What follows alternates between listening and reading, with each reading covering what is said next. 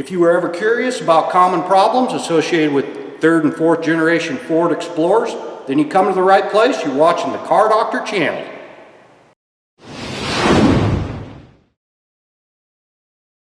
Hey, welcome back to the channel. I'm Tim. I'm here at my repair shop, Donor Automotive, in Anchorage, Alaska. And I thought I'd put together a quick video on common problems associated with these third and fourth generation Ford Explorer vehicles. We've got a fourth generation Explorer here with the 4.0 liter single overhead cam engine. And over here in Bay 1, I've got an 02 Ford Explorer, also equipped with the 4.0 liter flex single overhead cam 6-cylinder. These vehicles come standard equipped with the 4.0 liter engine. However, there is a 4.6 liter and even a V8 engine available in some models, such as the Sport Track variant. These vehicles come in 2- and 4-wheel drive versions. Also, these vehicles are equipped with either the Mazda or Ford automatic transmission. This 09 Explorer 4.0 came in today with a complaint of a smell and engine coolant leaking from the front of the motor area. We found that this particular problem was caused by leaky thermostat housing, which is a plastic two-piece housing that mounts to the front top of the engine just below the intake plenum. This is a super common issue, and the leakage point is normally around the rubber O-ring at the base of this housing. However, the housing itself can crack and begin to leak. Also, the thermostat or outlet portion of the housing and the thermostat O-ring can leak, as well as the coolant temperature sensor, which snaps into the top of the housing and has an O-ring seal. Normally, in most cases, we recommend replacing the entire two-piece assembly, replacing the thermostat as well, and the temperature sending unit. And along with that, we usually flush the cooling system. We do not recommend going with the Dorman product for replacing the thermostat housing assembly. They'll leak right out of the box. Another common problem we see with third and fourth generation Explorers are faulty wheel bearings. Both the front and rear wheel bearings are problematic on these vehicles, and anything over 100,000 miles, you can begin to experience wheel bearing failure. One of the hallmark symptoms of wheel bearing failure on this vehicle is, of course, bearing noise as you're driving, but also the wheel assembly itself may become loose. Another issue we see all too common, the wiring in the driver's door, even the passenger door sometimes, in the hinge area becomes frayed and broken and causes problems with the electric door locks and the power window operation. All right, you go out to your Ford Explorer, it's dark, it's after hours, you're alone in a parking lot, you stick your key in, you turn it, and nothing happens. You're out there alone and it's cold and there's figures kind of moving around in the bushes. What are you gonna do? I don't know. Carry a firearm in your glove box because you might need it. Your Ford Explorer may leave you stranded on the side of the road for various numbers of reasons. One of the more common ones is a problem with your chipped key. Keys can just fail for no reason at all and leave you stranded. The vehicle won't crank or won't start and leave you on the side of the road wondering, what the heck? Not just the keys causing a problem with this vehicle, but the PAT system, the security system itself, can have issues with the module, and there's also common issues associated with the starter and the starter solenoid as well. All right, so the vehicle started, how about that? But then you go to shift into drive and it doesn't go. Yeah, it won't shift into drive at all. The shift lever's just stuck. Here's a common problem. Shift lock solenoids and the shift lock circuit in the shifter itself can be problematic on both third and fourth generation vehicles. I've got some videos about this that I'm going to attach to the description down below in this video to help you out if you encounter any of these problems. All right, we got this 02 over here. Customer just recently purchased the vehicle and want me to give it a look over. Usually we say, bring the car before you purchase it. But in this case, they didn't do too bad. Hey, one thing we want to point out, a common issue with these vehicles is engine noise associated with worn timing components. Anytime you get over 100,000 miles on these vehicles, you can begin to have timing chain wear and subsequent failure of the timing chain guides or the chain itself, causing a slapping, ticking, or even a situation where the vehicle dies and won't start. The timing chains are very long and wrap around the camshafts and run through the guides and whatnot. And once you get general wear, the timing chains begin to get slack and slap against the guides, sometimes breaking the guides, and then those parts end up down in your crankcase, and subsequently you get engine noise and eventually timing chain failure. Even though we are here in Alaska, there's not so common problem: moose hair stuck in the windshield wiper.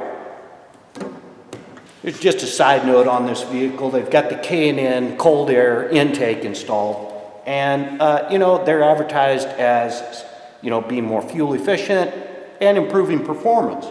Well, that's fine unless it's never serviced, and then the oil from the filter itself collects on the mass airflow sensor, dirt collects on that, and it skews your mass airflow values. So what you end up is having a vehicle with poor performance and decreased fuel economy as a result.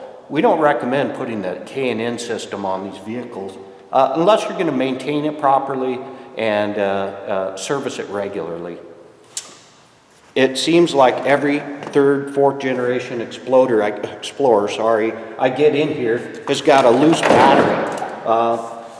The battery hold down bolt seizes, and then when they go to change the battery, it just breaks off, so then they just leave the battery sitting there or maybe throw a bungee cord on it, and that's not really a good fix. We're going to replace the battery hold down puck that goes in there, but we've also got to drill out this seized bolt so that we can retain the battery hold down itself. Not a big deal, but it should be done, because basically what you get over a period of time is worn out battery cables as a result of the battery flipping around, and then a condition where it potentially could short on components in here, or the battery could spill over into the fan or rotating component and cause a real problem. I'm not a tranny shop, but one of the more common problems we see with these vehicles are failed transmissions. If you're experiencing a symptom where your transmission doesn't have third gear, or it slips between gears, has very soft shift points, then you may have an internal transmission issue. Okay, you're driving down the road, your check engine light illuminates, and you're like, crud. So anyway, there's a couple of codes that can cause this issue. One of the most common ones on this vehicle is the code P0401. And that code's referring to the EGR system, and more than likely there's an issue with the EGR module, which is the valve and controls. It comes as an assembly. I've got a video about that, and I'll put a link down below. If you've got a P0401, P0420, you see this code? No, it doesn't mean to pull over and smoke a fat joint. It's referring to your catalytic converter, and more than likely the cat assembly has become defective. It's not efficiently working as it should. There's a few things we have to check, make sure our air fuel correction levels are correct, make sure that O2s are working properly, and rule out the possibility of some type of issue around fuel control is causing it, or the cat actually is at fault. And this is a pretty common issue. You can also expect to see codes P0300, P0301, etc., identifying a misfire in the engine. Very common to have tune-up related issues causing this code. Spark plug wires, spark plugs themselves, even the distributorless ignition coil pack can be at fault in cases where you have a misfire condition. There's additional diagnostic steps, of course, that you'll need to take, but not an uncommon deal. Trying to figure out what happened to this Ford Explorer over here. What the heck? That sucks.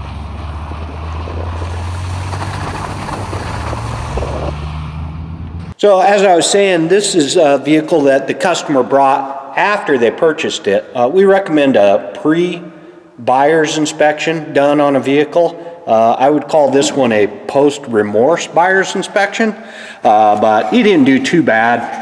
However, there is some issues, and a common problem with exhaust system and corrosion causing failure of the exhaust system components. And this one has been repaired by using some innovative repair techniques, including some flexible pipe up here that is just clamped on, and that's actually hitting the underside of the vehicle.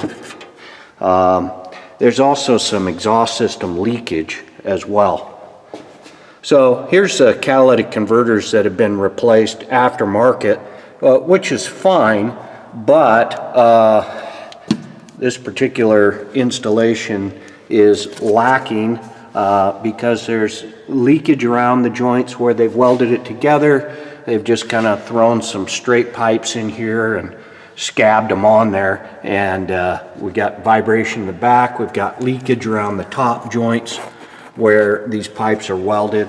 So we like to go with the CAD assemblies that are pre-bent and install with the whole Y-pipe assembly, but they've saved some money here and just gone with an aftermarket cat. This is a result of that P420 code most likely. So something to think about. Not the first time we've seen this. All right, another common issue we see, it's just about common enough to where we see it on every one of these, the rear differential output seals leaking. Definitely not the first time we've seen this. Kind of a pain to do, especially if you're in an area where there is corrosion. Sometimes getting these rear axle shafts out of the hub assembly can be difficult, and that goes to say doing wheel bearing service as well can sometimes be difficult in areas where corrosion seizes parts together. This one's not all that bad. Of course, in Alaska here, we don't use road salt, so, but this particular vehicle looks like it probably came from an area with a little more corrosive environment. These vehicles are prone, like many others, to corrosion of brake lines and exhaust system parts and frame components. So something to definitely keep an eye out for.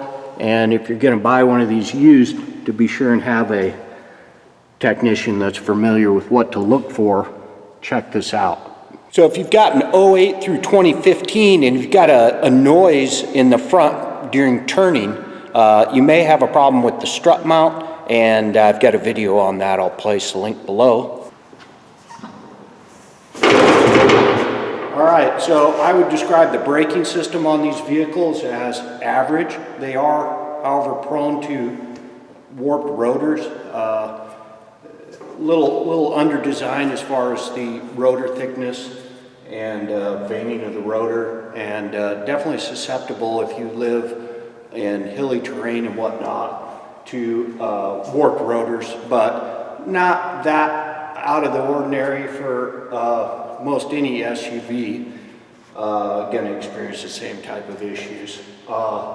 Occasionally you get some cracked brake hoses and rusted brake lines, seized calipers, but definitely nothing out of the ordinary. This particular vehicle is 160,000 miles, and although I don't believe it's original pad materials, to me it looks like it's got the original rotors and calipers, hoses and whatnot. So that's pretty good.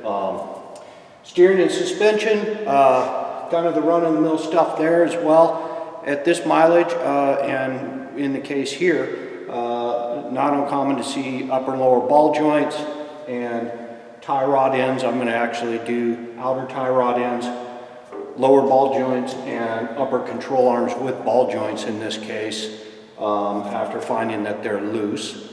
And there was quite a bit of play in these tie rod ends and ball joints, and there's a little bit of cracking and wear in the upper control arm bushings as well, so we went ahead and opted for the entire bushings. You can see this tie rod end actually has a cracked boot.